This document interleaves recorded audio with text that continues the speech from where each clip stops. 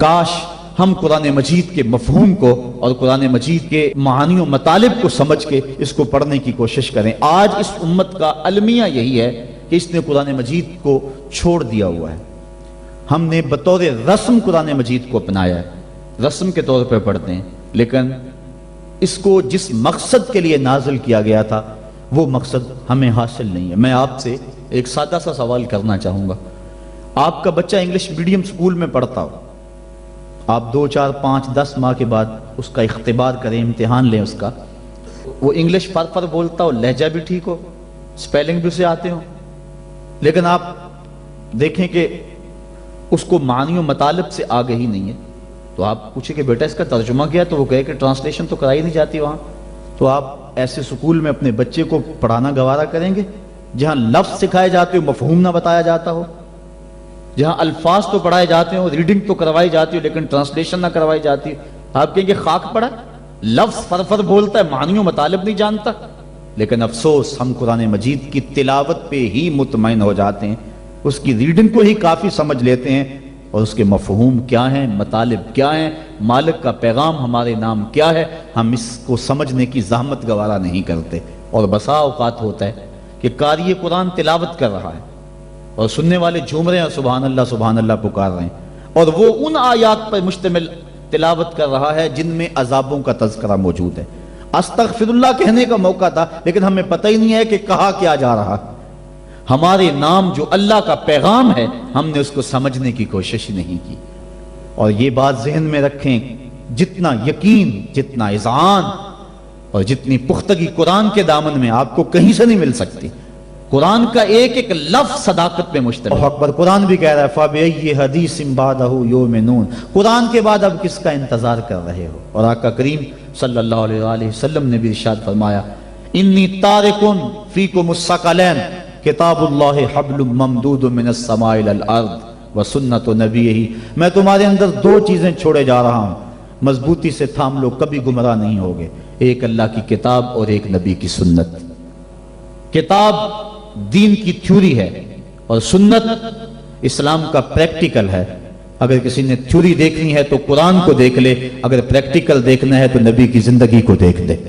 حضرت ام المومنین حضرت عائشہ صدیقہ رضی اللہ تعالی عنہا فرماتی ہیں کان خلقہ القرآن، قرآن حضور کے اخلاق کا ہی نام تھا۔ حضور کے خلق کو دیکھنا ہو تو قرآن کو دیکھ لو، قرآن کا عملی ثبوت دیکھنا ہو تو مصطفیٰ جان رحمت کو دیکھ لو۔ تو قرآن ہماری ضروریات کی کفالت کرتا ہے، کاش کہ ہم اس کو اس نظر سے دیکھیں جس نظر سے دیکھنے کا تقاضا اس قرآن کا ہے۔ ہم نے اس کو طاقوں میں سجا لیا، اس کے اوپر ریشمی غلاف چڑھا لیے، اس کو خوشبو لگا لی، اس کے اندر مور کے پر رکھ لیے، اور اس کو ہم نے اونچی جگہ پر رکھا، ہم نے اس کے نام کی قسمیں بھی کھائیں، لیکن قرآن مجید کے نزول کا جو بنیادی مقصد ہے وہ ہم حاصل نہ کر پائے۔ اس بات کا انکار نہیں ہے کہ قرآن مجید کی تلاوت کر کے مرنے والوں کی روح کو اصال ثواب کیا جائے تو ان کی قبر میں نور اترتا ہے، اس کے شواہد موجود ہیں، اس بات کا بھی انکار نہیں۔ قرآن مجید کے الفاظ دم کر کے کسی کو پانی پلائیں تو اس کی بیماریاں صاف ہوتی، اس کا بھی انکار نہیں کیا جا سکتا کہ قرآن مجید کہ نور کے مقابلے میں کوئی ناری مخلوق، کوئی جن بھوت، کوئی ایسی چیز نہیں ٹھہر سکتی۔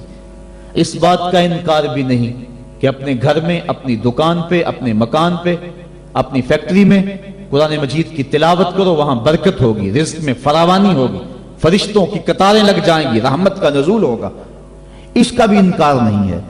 لیکن بات یہ ہے قرآن مجید کے نزول کا یہ بنیادی مقصد نہیں ہے۔ قرآن مجید نازل اس لیے نہیں ہوا۔ علامہ اقبال نے بڑی خوبصورت اور ستھری تنقید کی ہے، وہ کہتے ہیں بندے صوفی و ملا اسیری حیات از حکمت قرآن گیری با آیاتش ترا کار جزی نیست یا یاسین او آساں بمیری۔